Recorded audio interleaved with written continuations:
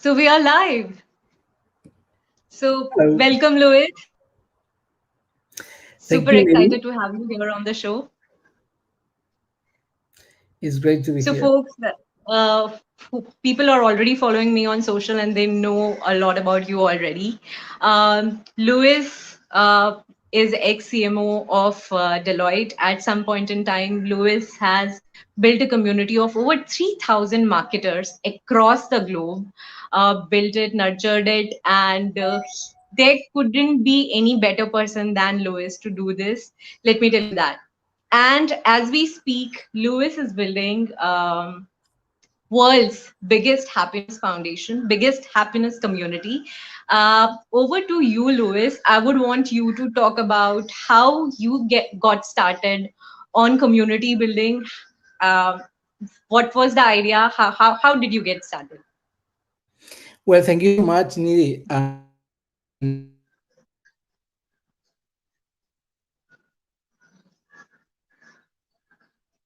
I think there is some network lag. Can you hear me now? Yes, now it's perfect. yeah, no, I was saying that is great to be here and seeing you again after many months. And and actually, we were together building communities as well. So I think it's going to be a really Yes. good, really great conversation. But I think that if I look at why, because I've been doing a community building from a marketing and business strategy for a long time now. I think that it all goes to probably my first job when I was 14 years old, and I was a handball coach. You know, handball is a sport, uh, Yes. sport handball, and since a very early age, I was a coach of a team, Okay. and I love playing, but I truly love building the team and how that team was able to accomplish collective goals, but at the same time, we all were able to achieve our individual goals. So I think that that's something that I learned very early age. How do you create your own success together with your team? And since then I love it so much that everything I've been doing from a professional point of view always keeps the core of building teams. And once you build teams, then you can expand into building communities. And once you build communities, you can expand into building a lot of value for so many different institutions. And then you realize that actually that's what companies need, that's what institutions need, and what the world needs. The world needs really strong communities that can empower and help individuals to flourish. So I think that without knowing it, from a very early stage and very early age, I've been into the path of teamwork, and now I call it synergy. Synergy is an evolution of teamwork. Is the way communities of practice work, and they add value not just to the community but to the societies where the communities are, and to the individual that can really flourish and can fulfill their potential. Sure, sure. And I would like to talk a little about how so in the past life, in my past experience, I was working with Louis. I almost worked for an year. At that time, Louis was Chief Marketing Officer for Financial Services Division of Atilem. And this session goes back to that conversation that we had at a coffee table, and we were talking about learning communities and how feeling of belongingness is extremely important when it comes to communities. A lot of brands, when they talk about building community, it remains at a level of creating a Facebook group, or creating a social account and bringing people together, getting a newsletter up, and it remains at that level, and it becomes a marketing strategy. While you have written two books, one is on happiness, another is on brands and browsers, and I know you talk about holistic thinking and holistic approach. I want you to talk to us more about why do brands need communities, and how to create a difference through these communities? Yeah, and probably many people that are watching are trying to build really strong brands. But when you are in business and you are in institutions and you are trying to create value, you have to understand the stated the stated value and the hidden value and drivers. So normally value is really connected to drivers, and you have to understand very well what are the stated drivers and the hidden drivers. So normally it's obvious when you ask some people, what makes you stay in this company. Normally there is a stated principle that say, well, if I'm pay, if I have a good meaning and purpose here, is I'm going to stay. That's stated. People say this is about pay, this is about conditions, this is about my boss. But actually, what they don't say, and you have to be very smart in order to get that, because it's really hidden into even in the subconscious many ways, is that what people really want is to belong. People really want to feel energized about their jobs. People want to know that there is a reason why, and what they do makes an impact. So, and then trust and feeling trusted and trusting your team and trusting your company is very important. So actually what people say is about pay, is about conditions, is about my boss. What people don't say is about energy, it's about belonging, it's about trust. The same thing happens when you are when you are a business and you are a brand, you have a product and you are going to the market. You have to understand that as well, because it's not just about the price of the product, it's not just about the promotion is the product of the product, it's about the intangible value that that product is bringing to your own identity. There are brands out there that are able to tap into identity building. People want to make those brands and products part of their own identity. And that's the really, really important factor that we have to understand. We build our own personal identities, bringing in our inner space things that we identify with. So when we are part of learning communities, when we are part of markets, uh, in this case, as users and as marketeers, we have to understand the interconnection. It has to be real, it has to be true. So that's the sweet spot when you really connect the authentic self with the authentic soul of the brand or the product. That's when you have the opportunity to build strong communities. But you don't do that through Facebook groups or newsletters. Those are tools. You are going to be using Correct. them as tools, but you Right. need the core. And I actually call it the soul. You have to go to the heart. You have to go to the core. You have to understand what are the key drivers of that soul for the individual and for the product or the brand. That's really where you start building the community. Sure, Louis. We have a question right there. Just to add, what is really the difference between community marketing and community building? Yeah, this is exactly that. It's like happiness. Happiness is one thing. The activators to happiness is another thing. So you can define one thing by itself, but it's the whole. So in this case, what is happiness? Well, there are many definitions, but normally is the sweet spot, is the convergence of your passions with your meaning and with an impact into the world. So there are three components. And then how do you activate it? You activate it through having a purpose. You activate it through doing exercise. You activate it through meditation and mindfulness. So you have different activators. The same thing happens with community marketing and community building. So one thing is that you can have and identify what are the elements of a community, and you can call it culture. you can call it beliefs, you can call it rituals, you can call it basically principles or tenets. So when you focus on community building, you focus on those principles, tenets, beliefs, and rituals. So you're going to be building them. And as you build them, then you're going to be building the community.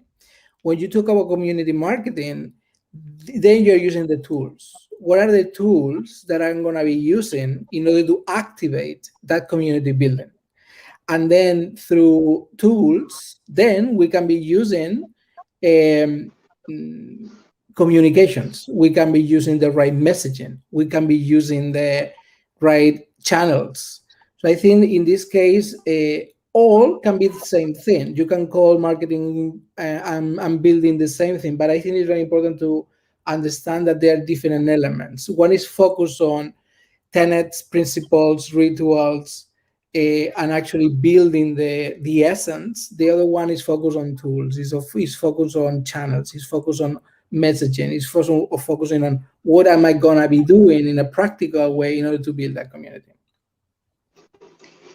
In fact, Louis, I would want to discuss further on just what you said. You said that communities, you need to identify culture for that communities, for those communities that you want to build. You need to find rituals that you will have in those communities. So are these the community pillars that getting the culture right, getting uh, building rituals? Because uh, how do you go about it? What are the pillars? What are the key pillars? Yes, every culture has a different flavor. So, and in this case, you are based in India. I'm from Spain, based in the US. So we know that when you go and you travel to the States, the flavor and the feeling is different. Right, When I go to India, I know that the flavor and is different. For example, the concept in India of the extended family is fantastic. It's very similar to right, the core of the family.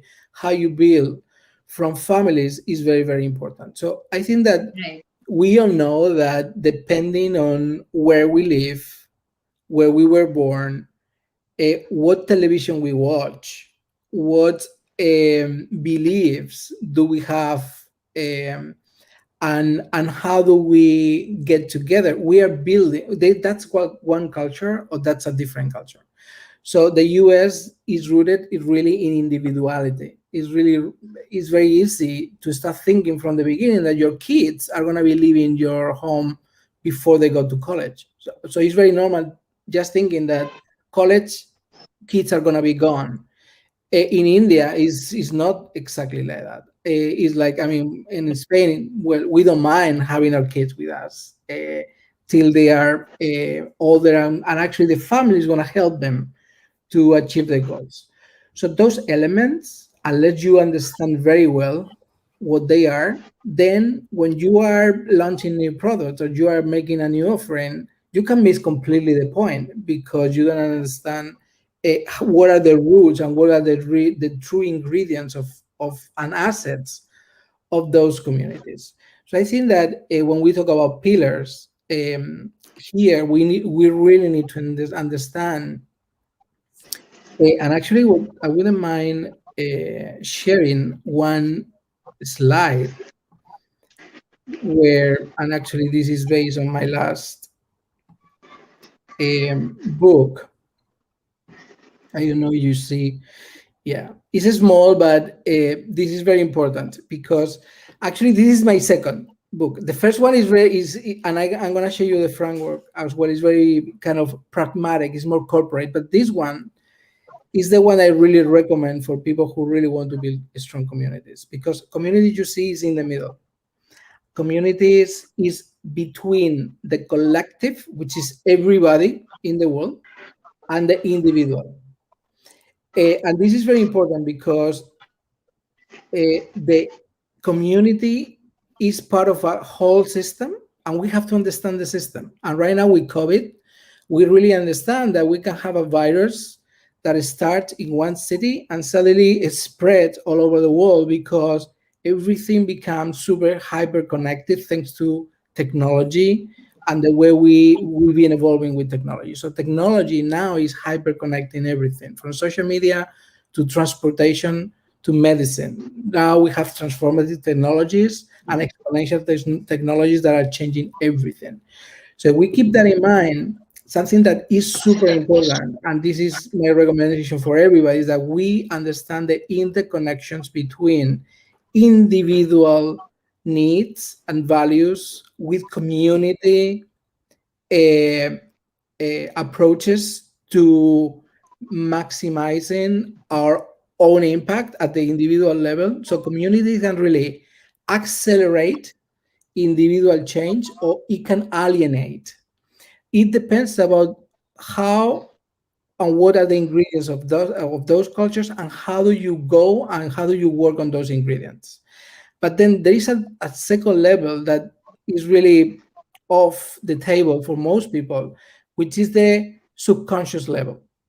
So these are real matrix. You can have the individual, the community, and the collective, or integrated, but they are very subtle consciousness and subconsciousness. So when you move beyond consciousness, then you tap into the hidden gems that we were talking before. That's when you tap into I say something, but actually I don't feel it, and you have to tap into the subconscious in order to build really strong communities. And this is what big brands and big institutions and a lot of politicians do very well. They're able to tap into the non-conscious, into the unconscious or the subconscious, and that's the way you're going to be building super strong communities, when you know actually why people do things, and it's not what they say, it's what they do. And what they do is not based on only on the rational part, it's based on the emotional part, and it's based on the subconscious part. So with this framework you can really see the interconnection of Look, all these. just if you can zoom it, I think people are commenting that they would want to see a zoomed in version. And I have a lot of questions on this particular diagram. And please continue. Yeah, well, we can share the link because I'm not sure I can zoom this in, but we can share the link maybe and people can click on it. Okay, sure, sure, sure. So, okay, in this you say about two things, and this makes it clear that we as human want that connection, and that connection comes from community, whether it's religious, social, political, or made by a brand. The need of community is extremely important. Um, talk to us about the individual and collective communities. Also, talk to us about how this functions when it comes to a brand. Yes, in this case, we call brands. Now we call brands almost everything. We talk about personal branding, right? But the reality is that this goes beyond brands. This goes about, well, who are you? And yes, we put the label of brands, but the reality is, who are you from an identity point of view? So here we are talking about identities. And when we talk about identity building, because you cannot build brands if you don't know and you're not clear about your identity. You have to know who you are, what do you believe on, what is your purpose, what are you trying to achieve. So these are key elements that we use when we build any so-called brand. At the beginning is the identity, is that what defines you. Who are you? And in order to answer that question, you have to go really deep into understanding who you are. And normally we don't have enough time to understand who we are because it takes time.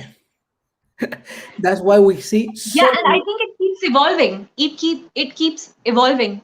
For human, for brands, I think for everyone. Is that right to say? Oh yes, identity. One thing is who you are now, and one thing is who you are in 2 months from now. So we always adapt, always adapt. We always change. Actually, all our cells in our body change completely 100% every 7 years. So we are not even our bodies in many ways. So imagine brands. Of course they change. Of course they shift, but they have to do it in a way where they keep adding value to their communities, and the communities might shift. The communities might change. You might have some chips with a flavor that is really good now, but actually it might not be as good in the future because those things change. Some things don't change that fast, but we have to Right. be really open, and we have to be really adaptive to what is really going on. So and I think you have chameleonic brands that can really adapt, and that they keep energizing the brand in a way where they keep attracting. But I think community building related to brand building is very important, because uh, when you know who you are, you know what is your identity, then you that's the first point to attract people that you want to have around you. So you say, well, I'm rugged, I'm smart, and I am fun.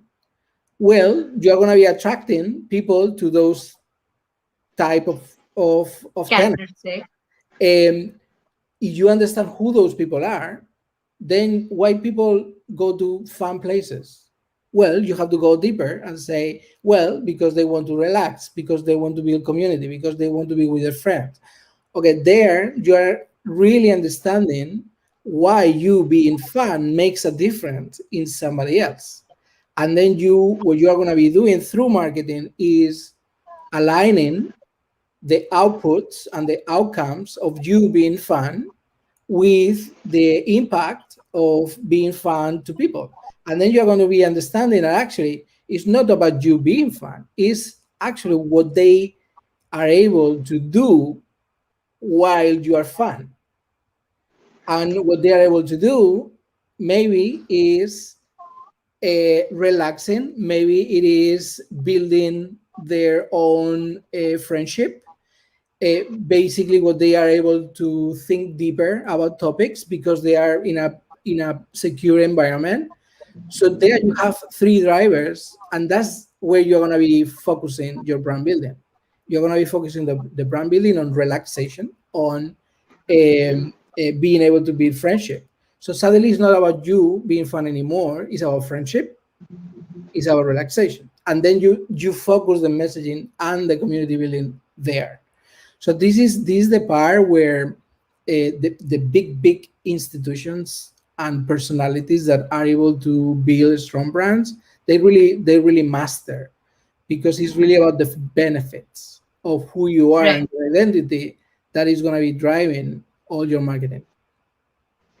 And I think because whenever we talk about benefits, and I know marketers jump onto product benefits, what benefits my product is they, bringing to table. And more often than not, marketing becomes a way to communicate those benefits. However, what you just said, I can completely relate, and this from this example of Harley Davidson. Uh, I think back in 1980s, they were going through a big crisis. The brand was not doing great. The company business was not doing great. And today we know Harley Davidson community as one of the strongest communities. They have built a brand around people who are strong, who love going on the bike, taking long trips, long rides.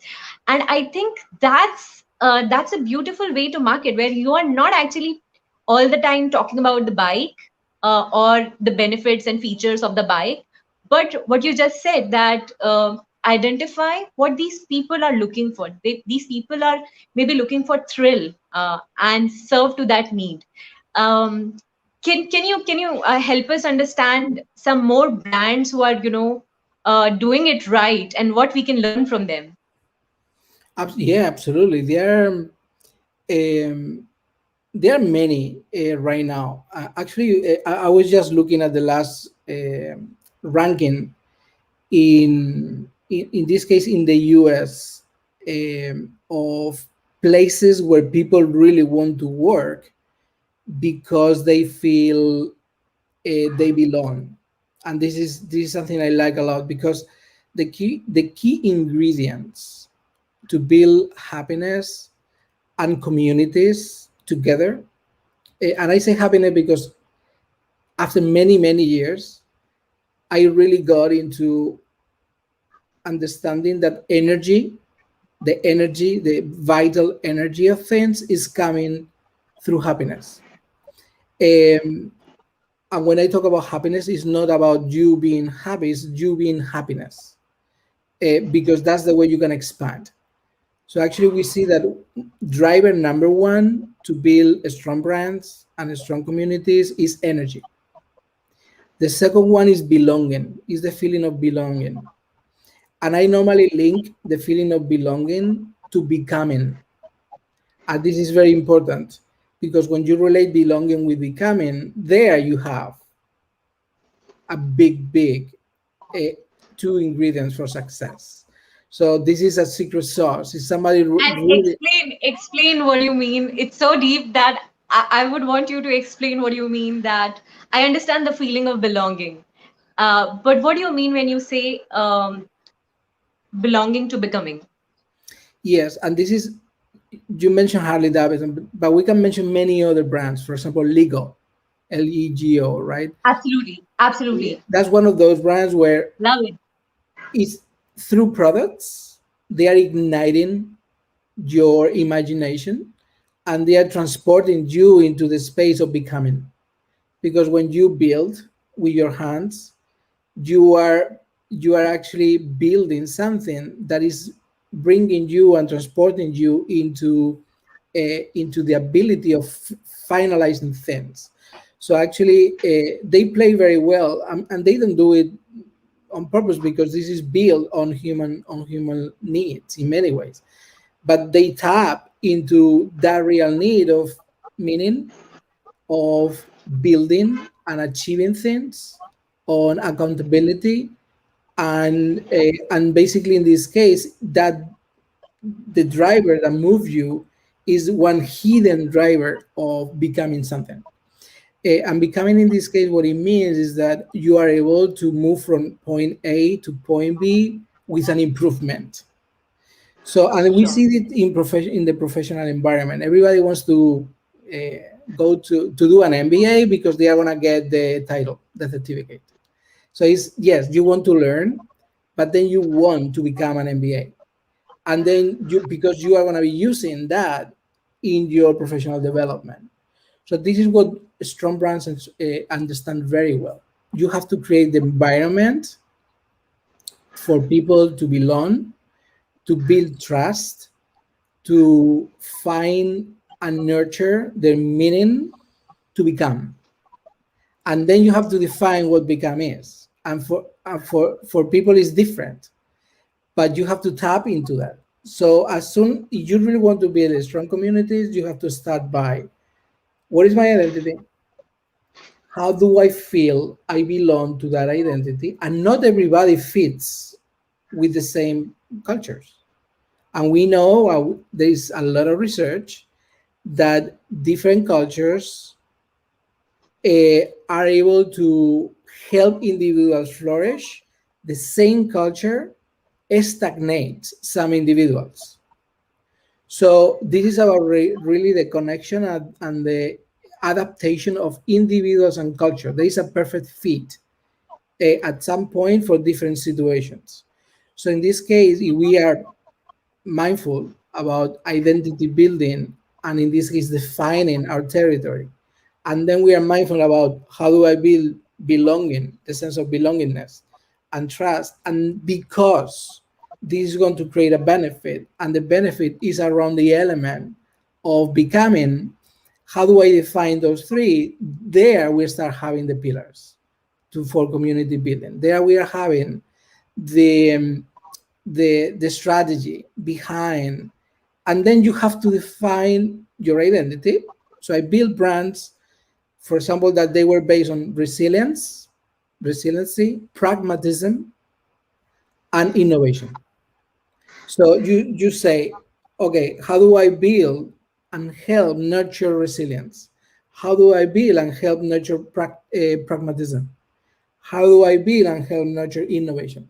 And those three elements are the core elements of my brand and by extension of the community I want to build. So we're pragmatic people, we're resilient people, we are looking forward people. And now we are, in this case, we are talking about the consulting space and professional services. But then when you go into product brands, there you have to understand the functional benefits and the emotional benefits. And that's how you're going to be moving into the best thing that can happen to brands is that actually they don't even build communities. It's about the fans. It's about the users building the communities because that's the way it's going to be strong. In order to build brands and communities together, you need leaders. You need Right. people. You need people who really want and they are able to gather people together. And normally those people are not in at the company level. Those people are outside the company and but the company has to be very smart understanding who these people are and then giving them enough resources and enough energy for them to keep building the communities. But this is something that we can talk about. But in order to build communities and brands, at some point it's not the brand building the community. This is about the fans, it's about the users. So, Louis, you said very right thing. In fact, I want to pick up on 2 points. You said belonging to becoming, and I'll come to that. You also said that you need leaders to drive, and the first example that came to my mind, and correct me if I'm wrong, that Nike does it very well. Whether it is to get Copernicus, whether it is to get all the sports people, irrespective of their color, irrespective of course, people who are standing for something. Uh, is this the kind of leaders we are talking about? They are, of course, getting it as brand endorsers. You're paying them, but they are the right leaders who are forefronting the brand, the beliefs, the culture, the ritual, and then rest are following because they follow those leaders. Is this the correct way to look at it? Yes, I really like it, and actually, I would love to share with you another framework. And actually, this is the framework that I created. Let me show you this. Yes, from your book, and I love it. Yeah, but let's explore Nike here, okay? Yeah, Because this is something very important. You talk about the leaders, right? In this right, case, here I call them rousers, and is linked to relationships. So in this case, this framework has 6 elements. And imagine that anybody watching this, it can this can work for you at the personal level. So you put in the middle of this, or you put your brand, or you put your institution. And the other framework I show you is more about the conscious and subconscious. It's more about the interconnection between the individual, the community, and the collective with the whole. This one is more practical. This one is more like, okay, let's say it's Nike here in the middle. Okay, let's make an analysis and let's say who is leading, and that's the rouser. Who is the leading? Who is the leader behind the brand? And in this case, right, it's not just the CEO. In this case, it's who is representing the brand, and because it's a product brand, this is very much linked to the sports people that they select to represent the brand. So you might have tennis players, soccer players. I mean, they have so many brand ambassadors, and very well chosen because they really represent the product and the brand. And people identify not just with the product, but they identify with the people who is wearing the product. So that's what I call the leadership team, the partners, the energy of the leadership behind. But that is very much linked to relationships. And the relationship is the stakeholders. How do I build a strategic relationship with the stakeholders so we can together sustain over time value creation? And this is very important because this link between the leadership and the relationship with the stakeholders is the essence of community building. This is when you identify, for example, you go to a store that at some point they have meetups led by sports people that meet every Thursday and they go for a run. There's another brand that is doing fantastic in Canada, Canadian brand Lululemon, focus on yoga and yoga apparel. Well, they have the store managers and they are community builders. Actually, they don't even call the store managers. They are community builders from the beginning. And the role of that person in that store is to build the community around the brand. So I think when you see this connection of who the leaders are with the relationships, this is the beginning of community building. Then there is a very important key driver, and I call it reason, but it's actually is the why, is the purpose. So this is the magic triangle in this case, is the reason why I exist, what is the value proposition, why and what problem do I solve in the world, with the leadership behind and the way I build and nurture my relationships. And then the other three drivers are more focused on what people think of me. That's my reputation. That how do I build that? And then how is that linked to results and revenues? And what do I do when I have to do something, which is the whole resilience part.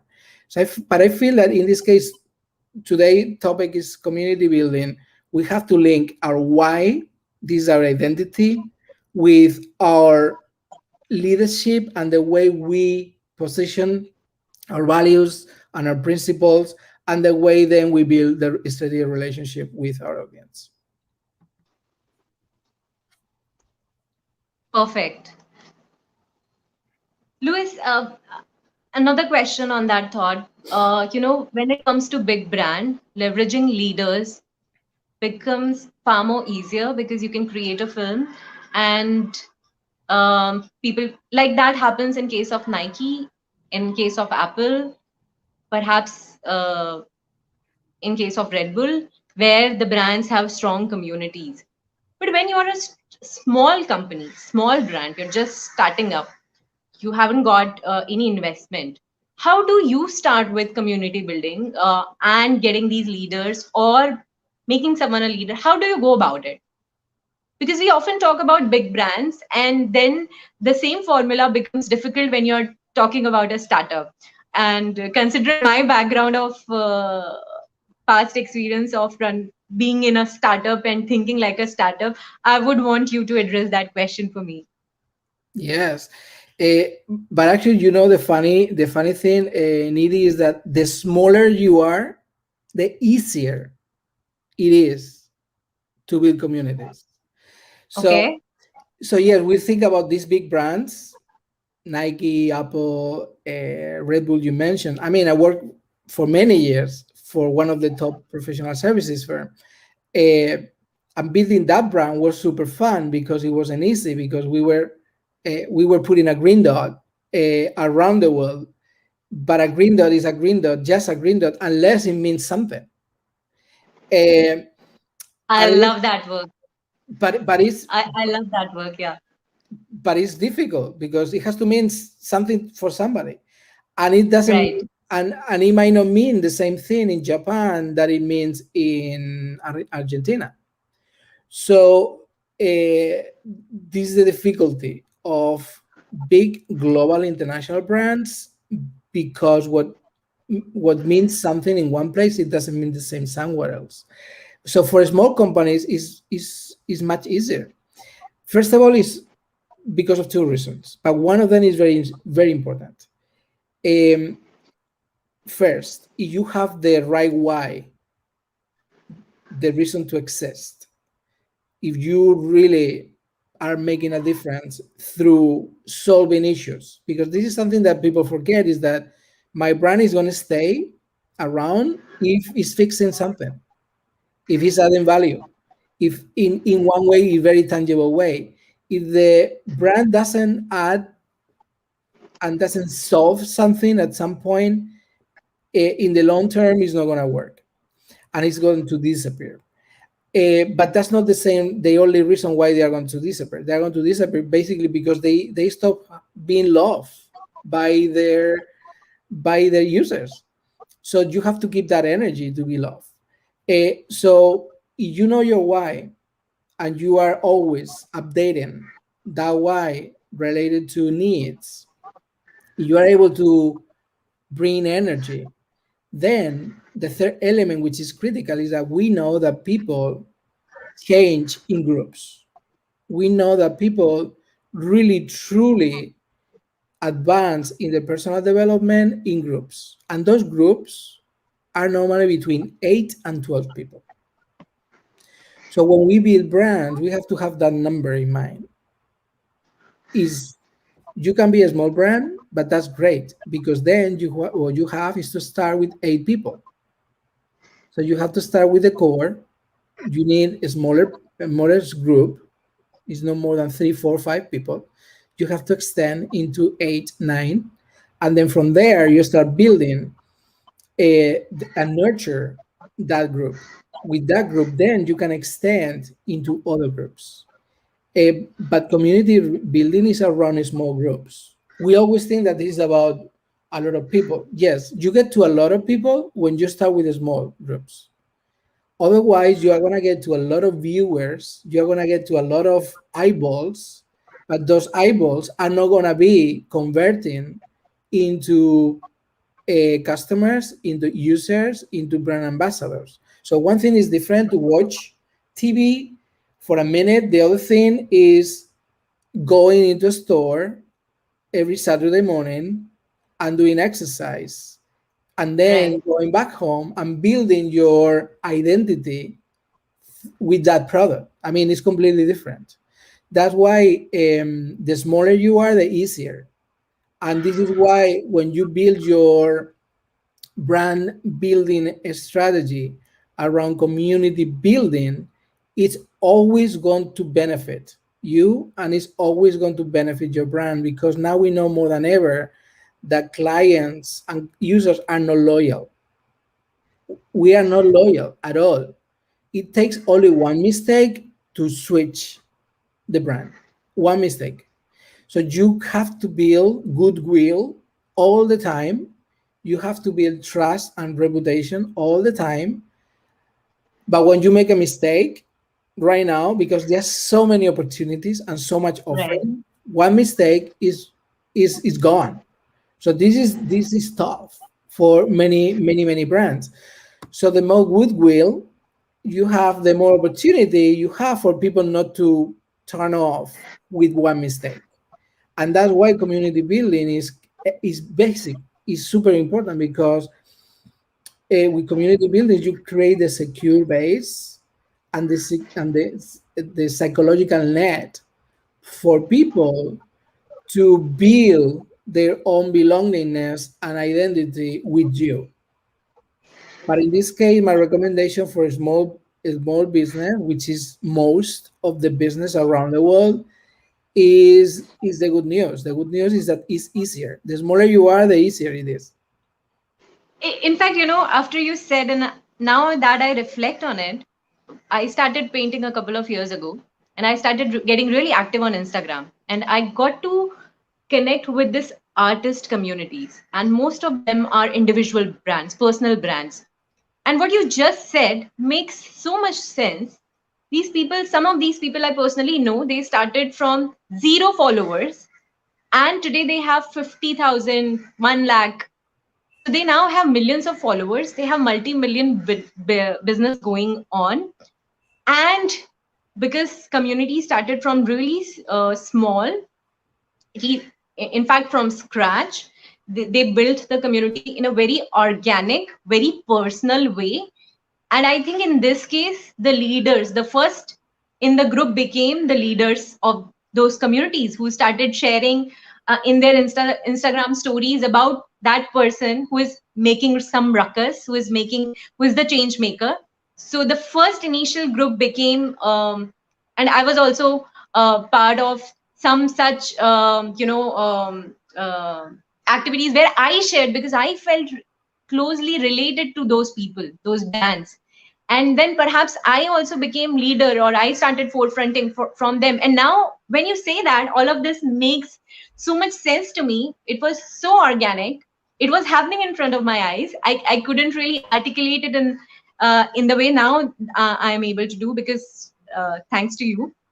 But it makes so much sense that when you're smaller, bringing in diehard fans, making difference, and you know creating that feeling of belongingness, making that real connection is super simpler, less complex, and more relevant, I think. So yeah, it completely makes sense. Yeah, I that is think we very have true. another question here. Yep. Thank you for that, and I'll keep that in mind. And so the question is, think brands are now more into artificial intelligence. Yeah, I think more and more Yeah. brands are, and I think Louis, you have been trying to leverage artificial intelligence. I know in our past experience. Do you want to say something? Yeah, absolutely. We are. For example, we have at the World Happiness Foundation and Happiness Phase, we have one page. It's called My Happiness dot page. My Happiness dot page, and it's all built on artificial intelligence.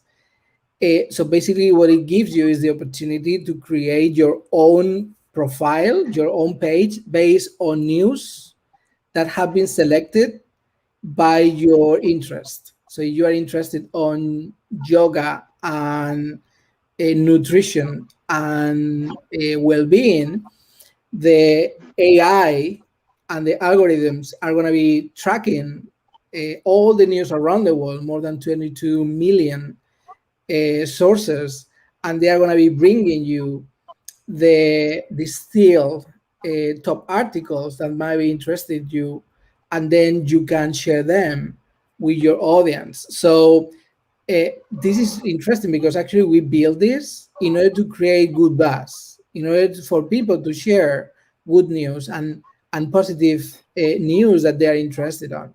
But it's all based on artificial intelligence, and this is one example of something that we are actually doing, and we are a non-for-profit.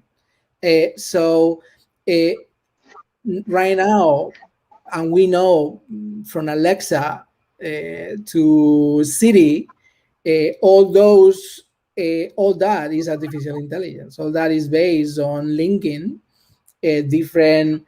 I need something, and this is your answer. So the way artificial intelligence is moving now is so fast. It's like, I mean, in just a few years, we are gonna get a tsunami of tools. The moment that artificial intelligence is on the cloud, and then we can download that information. This is the future. You're going to be uploading information to the cloud.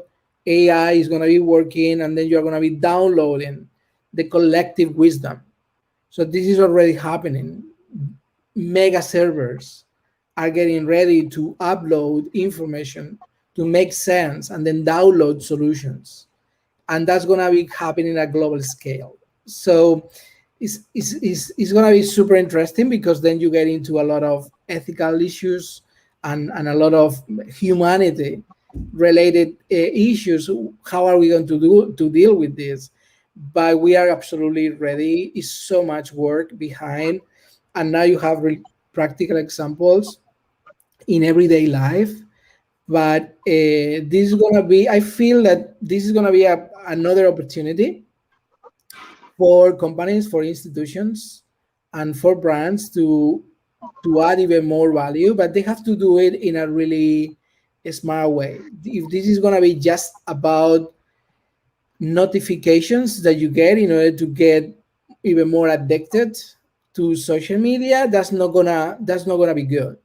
You have to use it in a way where what you get, it's something that you really need, and it's going to help you flourish. That is really something very important that is happening now, is that we are at the edge, and this is the opportunity for humanity to move into a more compassionate, into a more forgiveness, into a more gratitude, into the space of good values. This is the opportunity that we all have.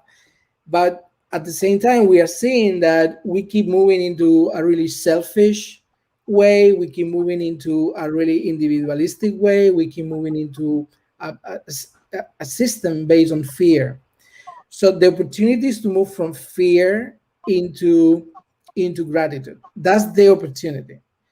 I would call it even into love, because actually belonging is related to the emotion of love. When you go deeper into Right. understanding how you drive emotions, but it can go the opposite. That's why we see right now in the world a lot of polarization, because people are getting tired of hate. They are getting tired of fear.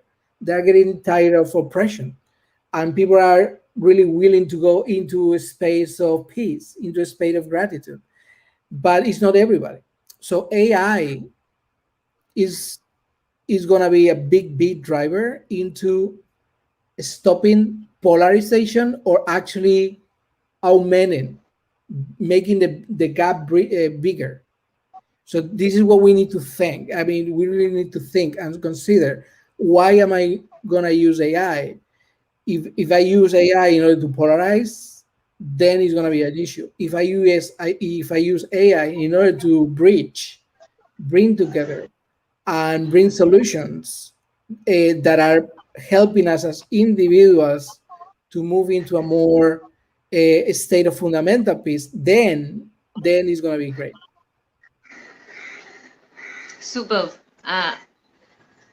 I think that's a new dimension to thinking communities, because suddenly when we talk about communities, we think that people coming to a close place, virtual or physical. What you just said is very different from just thinking or bringing people into some kind of closed space, whether virtual or physical. What you're saying is through platform, through technology, communities can be built, and that's a very interesting point. Yeah, I mean, if I like something and the social media platform sends me more content of that kind, I start consuming more and more uh, content around that. I feel I belong there on that platform, or whatever product that is satisfying that need of mine. And then you said belonging to being, and it also helps me become what I want to be. So it's amazing. um Louis, I have to ask this is an important question. So how do we start? You said that first you need to figure out who you are, what you want. After we have done that, how do we take that first step?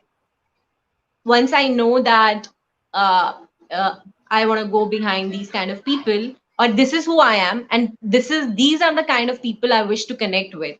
How do I start? Yeah, I How think did you start when you were thinking of something as grand as, world happiness? It's so huge. The idea in itself is so novel, so grand. How do you start? well, the 1,000 steps journey starts with one step. So the first thing is, I mean, we have to start. So because there are people that start, I mean, they plan and plan and plan, and then they never give the first step. So in this case, okay, we have decided to go somewhere. Um, we know who we are, and if we don't know fully, doesn't matter, because we are going to understand who we are on the journey. So the journey is the most important part. So when people understand that it's about the journey, it's about step by step by step, and then you're going to learn on that journey. That relaxes you a lot, because it's not about. I mean, Thomas Edison said, "Well, it's not that I failed 10,000 times. It's about I found 10,000 new ways where it didn't work, but it actually brought me into one that actually worked." So this is about testing. This is about this is about practicing. That's why design thinking is super important. That's why prototyping is super important. That's why all these tools, beautiful tools that we have in our hands with Canvas, with drivers, with emotional maps, with brain map. I mean, so many tools right there that you can use in order to start mapping. But something super important that we cannot forget is that we have to be of service. And this is something that we still don't understand. If one product and one brand and one institution is not even one person is not of service to somebody else, then it's not going to be sustainable, because everything that we do, and that really goes to the core of human development, is being of service. So I would encourage everybody, well, how is my brand and my product being of service? What is the issue that is solving? Because right now there is even a website with a list of 56,000 issues to solve in the world. So there are so many. So you have to pick one. If you don't have enough imagination, then the moment you are aligned, because you are of service, you are fixing something, or you are creating a new space. So something that I love, when you look at the sustainable goals, the United Nations, there are 17. They are all based on on scarcity. They are all based on, I don't have water, there is poverty, is scarcity. I have another 17 goals they are all based on abundance. It's like uh, creating life outside Earth. Well, how do we do this? Is having a universal passport. Why do we still have one passport per country? Now we are talking about the COVID passport. Well, we don't need we don't need passport. Why don't we create the system just to avoid us from going to go to one place to another? So I think that we have to have the courage to think big, and create abundance. When you go that route, it's like the electric car. And somebody thought that that was going to be the future and that was going to solve a need. So when you align needs with abundance, then you are creating a new space. That's really, really important. And when you create that new space, you can innovate a lot and you can have a lot of fun. But at the same time, you can fix something that is not working. So I think that you have both ways, more with a mentality of solving scarcity, the other one with the mentality of building abundance in something that doesn't exist. But that's the first step. The first step is, okay, I know who I am, I know my strengths, I know how to play the game, and I'm gonna learn, and then I'm gonna build something that is gonna either create abundance or fix something. And from there, it's just walking on the journey. Superb, superb. I'll just go through the questions.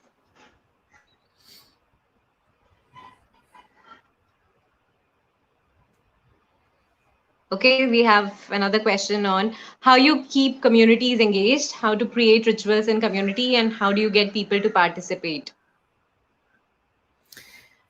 Yeah, honestly, this is a great question. Is the most difficult part. Because one thing is like, okay, I'm going to create a community. Okay, that's not the way it works. The way it works is, okay, I'm gonna do something that creates energy. I'm going to create something that adds value. I'm going to expand beyond words. I'm going to transmit in a way where people feel something. People only keep memories attached to feelings. So if we think about our memories, the memories that we keep is because they created a feeling, they created an emotion, and we memorize. The memory that we have is the memory of emotions. So that's why people they get traumatized, and they get traumatized, and that trauma can only be released when the emotion is released. But the same thing happens with good emotions and positive emotions. We remember something and we can transport ourselves into something that really created a good feeling for us, and the memory is going to be there because of the good feeling. So we have to keep that in mind. We are going to be able to create communities when we are able to extend our energy into other people. And we are going to be creating emotions that create memories. So that's the first step. You create emotions, you provoke emotions that create memories. And at some point, some of those people who are being um, attracted by that energy, those people are going to be creating the communities. So that's where you really know that you are into the right path, because it's not about you, it's not about the brand creating the community, it's about the people who love the brand that create the community. But that's only going to happen organically if you are able to project the right energy to basically create the emotions that are going to create the memories that are going to be mobilizing people. So let's keep that in mind. That's the way football clubs, they don't even have to do anything. They just have to play football, and then when they play football, they hold the space, and they are giving the tools for fans to create the communities. So this is, we have to learn a lot from sports, because that's the way, that's the real way you create communities, through people who are going to be leading, and then that's going to be expanding into chapters, that's going to be expanding into units, into countries. But that energy, you have to keep it alive by being authentic, by actually talking and walking, in this case, walking the talk.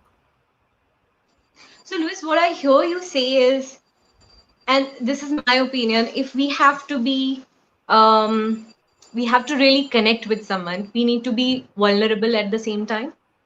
And how do you bring that vulnerability when we are talking brands? Is it required? One, two, if it is required, then in what shape and form?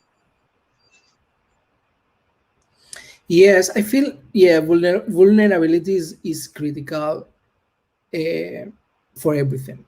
I mean, we have to be real. Vulnerability is about exposing yourself with your negatives and your positives. We all know that in many ways, because trust is so critical, that if we make too many mistakes, we are going to be losing trust. And if we lose trust, and it's not based just on the mistake, but the root of the mistake, or the decision that I made after the mistake. So it's not just I have an issue, and we've seen that with wheels, car wheels, Bridgestone and Michelin, they have to make many recalls to all these tires, and many cars they have to do recalls.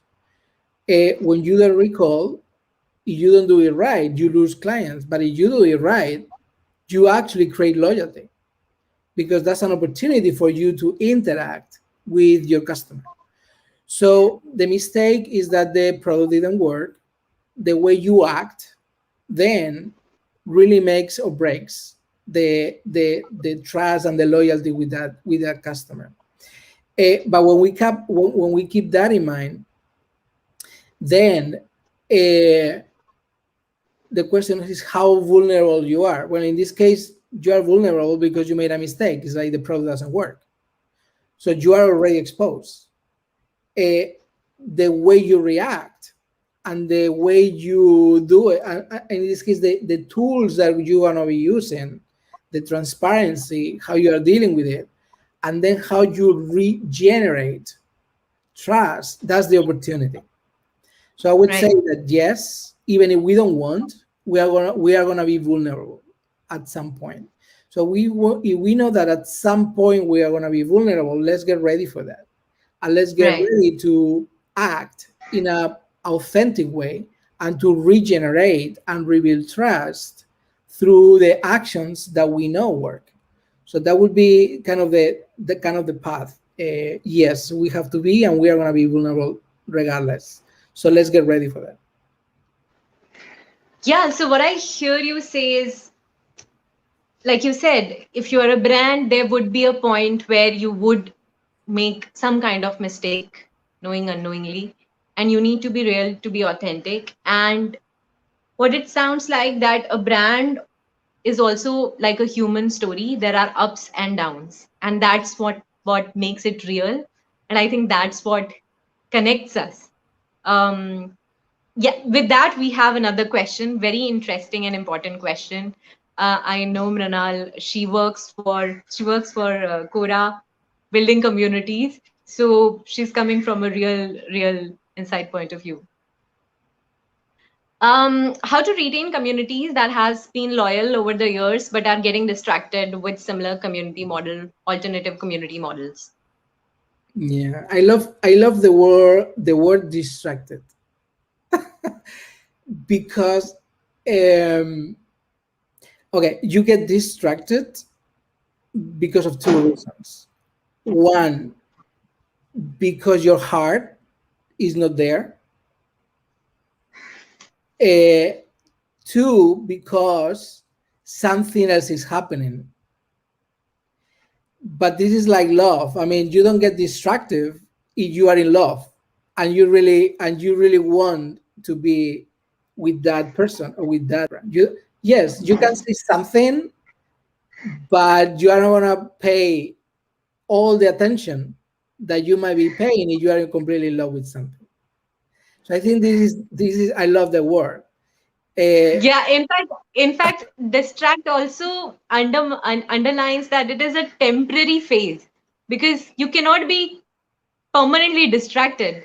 You are distracted for some time and then you come back. So that's really a lovely way to ask and acknowledge a lot of things. Yeah. Yeah, I mean, it's so charged, that word, and it means a lot. So I don't know Rinald, and I don't know the brand that well, but I feel that here there is like, okay, something is going on with my people that don't understand who I am anymore. But I am the same super looking, good looking brand, and I am adding the same value. But these people are getting distracted. Yes, actually, we are living now in the economy of attention. So if there is one asset now that brands have to understand, is attention. The attention span. But we cannot put value and now measure things by attention or distraction, because if we do that, then we are getting into the trap of short term, no added value in the long term. So the my recommendation for this type of brands that are facing distraction from the customers is they really go back into love. It's like love and belonging related. I don't understand belonging without understanding the chemistry and the elements of love. So I really have to understand both. And then I have to be really vulnerable and say, okay, maybe this is going on because they don't love me anymore. And if that's the case, what do we do? So then you So have to go into regeneration, and there's a whole world there in order to regenerate.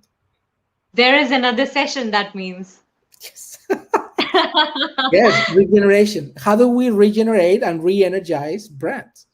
Because it's true that in many ways, and in everything in life, at some point, um, you as a brand get distracted, and then you get as well, and then because there is a change of leadership, because the product is not working anymore, because they are competitors, because the trends change.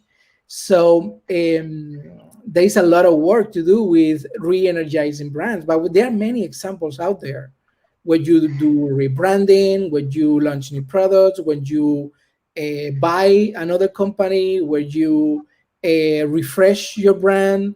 There are many ways to do that.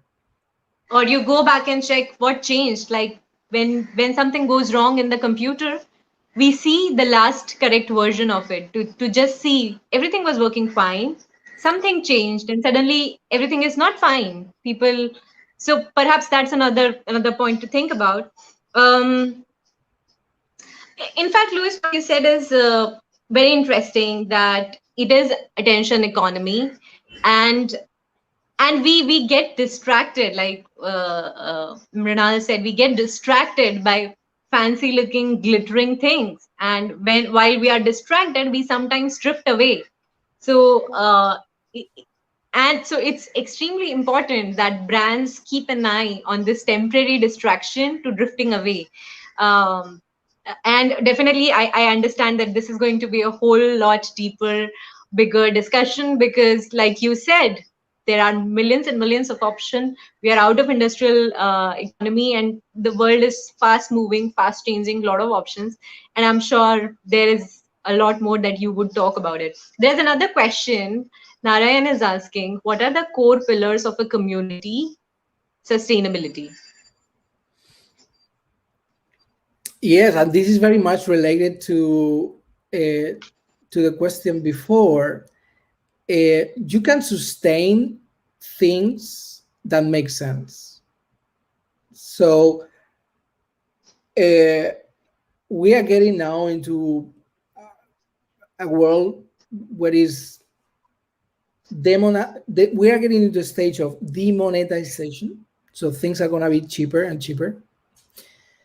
We are getting in a world of democratization. So everything is, and everybody's going to get access to almost everything. We are getting into a world of digitization. So everything is becoming digital.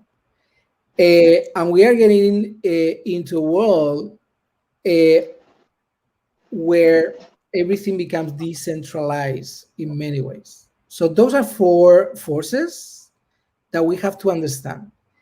So less money, more access, digital, uh, decentralized, and then uh, I would say distraction. I love the word distraction. It's all about distraction because the notifications testament that we are getting from social media is that's a big legacy. So the distraction is happening now when we have WhatsApp at the same time as we have Slack, and the same time as we have now using StreamYard, all this messaging, Facebook. I mean, now we are broadcasting multi-channel, right? So distraction is a huge deal, but we have to keep in mind the others. So if we understand those drivers, then and then we understand how communities are built, and we talk about that. It's about identity, it's about belonging, it's about becoming, it's about all those elements. Then, well, this is a full-time job. This is a full-time job for many people. It's not for one person. It's for a lot of people. So you want to get serious about sustaining communities? Well, you have to do this the right way. So you have to understand the why, you have to understand the how, and you have to understand the what. So with that, then we can go deeper. And then different brands, they need different communities. And they need to handle those communities in a different way. So sports brand, we saw that this is all about fans. And the fans are going to be building the community. But when we are small companies, it's all about you. And you as personal entrepreneur, you are going to be attracting yourself. People are going to be looking for you. The moment you have a platform, then people are going to be using the platform, and they're going to be attracted to the benefits of using the platform and be part of the network. So depending on the stages of brands and personas and the maturity, then you have to do slightly different things in order to sustain those communities. But it's very important to understand what's going on in the world that is going to be affecting them.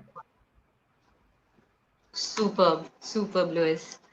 I think we have already extended. I have taken a lot of time from you, but having said that, I will again pull you in for the second level of deeper discussion on how to rejuvenate communities, how to get over the distraction that people are going through. I would like to summarize quickly, and please add if I'm missing on something. We need to figure out who we are, uh, how we want to go about telling to the market who we are, how they can connect with us, and what do we need to do about it. Uh, we need to create a feeling of belongingness in our communities, and that belongingness comes from creating culture, ritual, being vulnerable, being true, and being genuine. Um, and with that belongingness, users or people or humans are looking to being to achieve what they want to achieve, what they're trying to figure out to achieve that. Um, and that's my takeaway. Love it. Anything that you would want to add No, to this summary? I think that you did a fantastic summary. I'm sure that everybody took something as well for themselves. I just want to encourage people to build communities because they are good for human progress. We as individuals can only flourish in communities. We can only unlock our own individual potential as if we are part of communities. So this is a service that all these institutions and brands are going to do to so many people. So I encourage everybody to start and run their own community. And I think since we are ending, we are getting a lot of questions now. The future of connections and community. We'll take this one and one more question, and then we'll call it a wrap. What do you want to comment on the future of connections, communities? I Yeah, think a this part is of it you already covered in terms of AI. What else? no. I think that this is very much linked to my last comment around the opportunity to make a positive impact in the world through our communities. So I think that's really the future. We are getting into new paradigms for human progress. Well-being and happiness are going to be the core for our existence going forward, and we have to, if we really want to build the future, we have to go and tap into that trend because the trend now is about collaboration. The trend is about equality. The trend is about diversity. The trend is about trust. The trend is about purpose. So if that's the trend, this is fantastic trend because this is good for humanity. So we have to tap into that, and that we have to make it our future. So I would say the future is going to be wherever we build. The opportunity we have now is to build what we want the future to be in a positive way. So in this case, we are 7.6 billion people in the planet. There are 7.6 worlds because the world is in our mind. So this is all about the way we individuals build a world, and anybody and everybody can build the future. So let's keep that in mind because the future in this case of communities and connectivity is going to be whatever we want.